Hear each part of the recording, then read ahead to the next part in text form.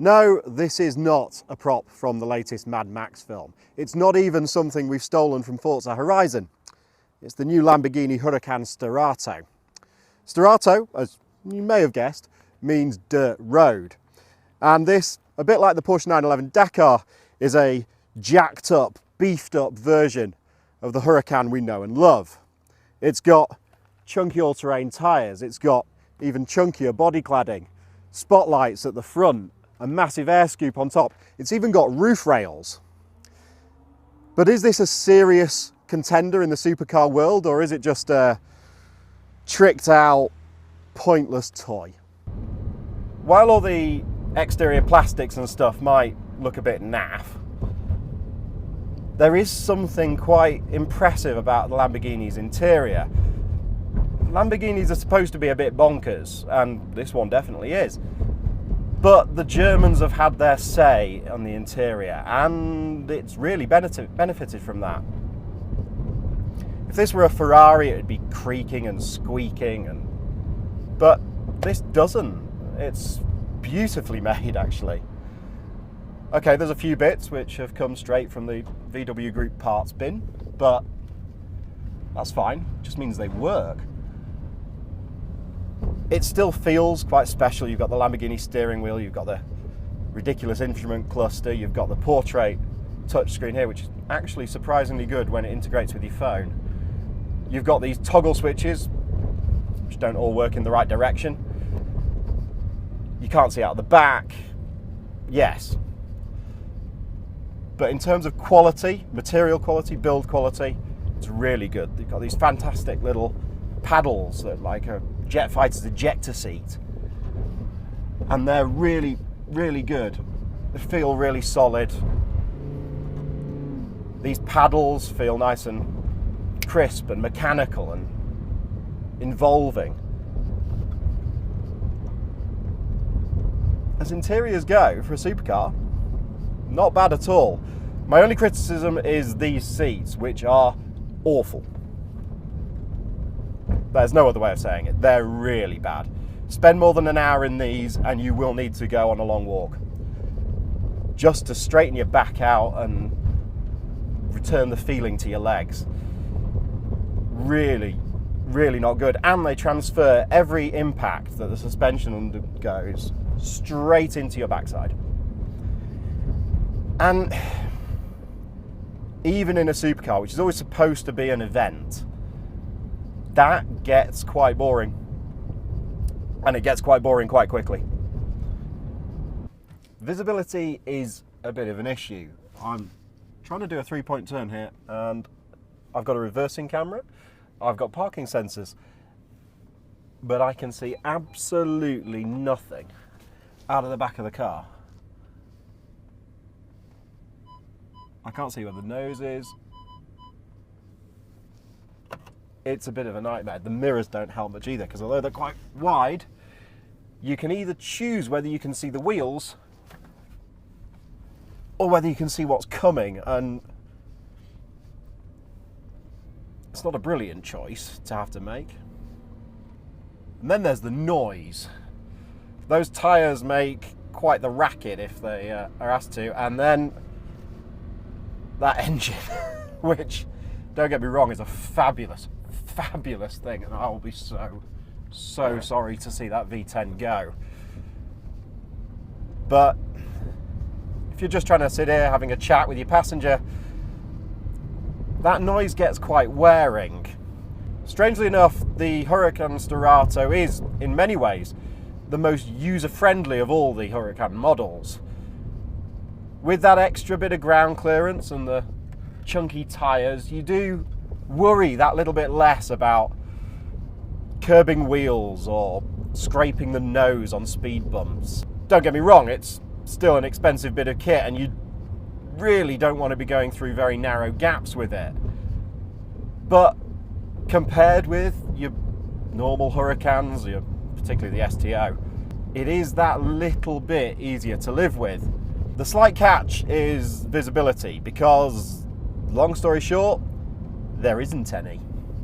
There's a few sort of little postcard sized, if that, holes in the rear screen, but you can't see a thing out of there. You do have a reversing camera, which gets very mucky very quickly, especially in autumn. You've got door mirrors, which are very wide, but they're quite shallow, so you kind of have to choose between whether you can see where the wheels are and the side of the car, or whether you want to see what's coming. And I can almost guarantee whichever one you choose will be wrong. No question. But all that said, we're driving down a road now which, let's be kind and call it unloved. Certainly in a Huracan Evo, I wouldn't be doing 40 kph. I just wouldn't be doing it. I'd be scraping the underside left, right and centre, I'd be smashing alloys. It would be absolute carnage, and somebody from Lamborghini would get very upset with me very quickly. But in this, I just barrel along. It's supercar without the hassle and fuss. The ride is very good, even for any other supercar standards. This is quite a comfy thing. You still feel the bumps. Ground clearance isn't that great, and that happens as well. But by supercar standards, this is much more like driving a family hatchback in terms of ride comfort from a car that's supposed to be a semi-off-roader. But I am driving along this somewhat unloved road. It's got potholes, it's rutted, it's scarred, it's torn, and it's fine. I would be less comfortable in a Golf. I've no doubt about that. Certainly a Golf GTI. This kind of soaks it all up. It's got lots of sidewall in the tyre, so there's a bit of absorbency there. It's got plenty of suspension travel. It's quite a comfy thing. The problem is you do pay for that comfort when it comes to precision. If you drive a normal Huracan, particularly something like the Technica, which is a really, really sweet thing, the steering is beautifully precise. In this, it isn't. It's quite light, actually, and there's always that little bit of play would be too strong, but this slight vagueness to it, the slight sense that small adjustments don't really make that much difference to what the front wheels are doing. The result, particularly when you're traveling at speed on winding Italian country roads, is this sort of disconcerting lack of precision. What it is, of course, is the tyres.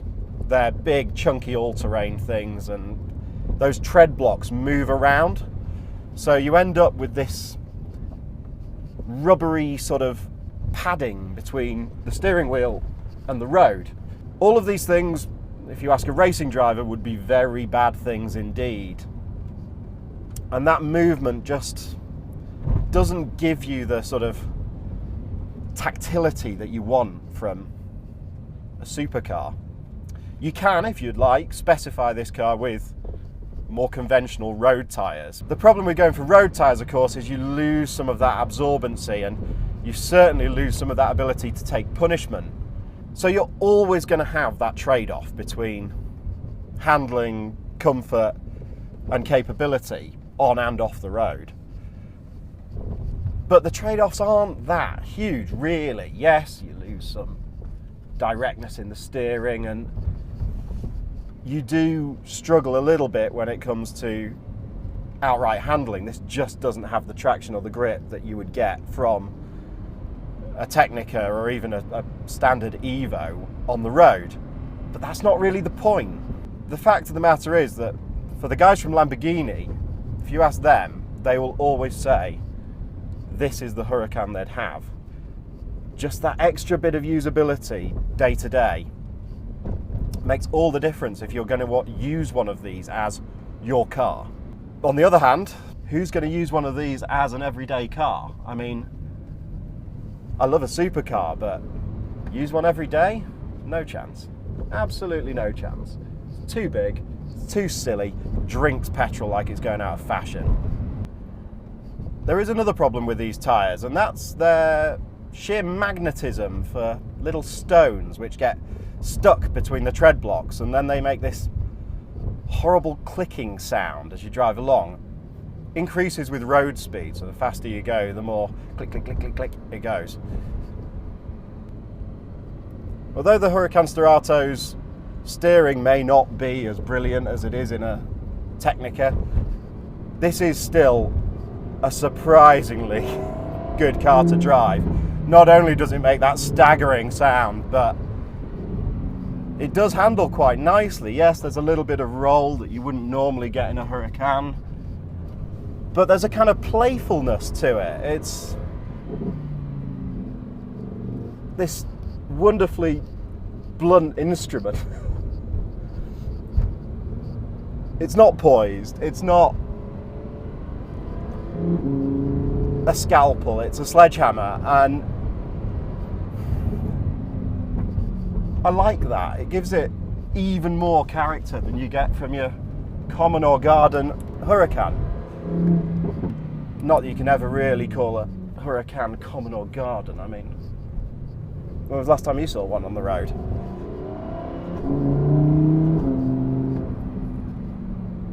Can you use the speed, really, in the real world? No. What you will do is notice the fuel consumption, which is, we'll gloss over that. And you'll notice that sound, which I hate to keep going on about it, but I really don't hate to keep going on about it. It's fabulous. And I will be really, really sorry the day this V10 dies, because what a thing. What a thing.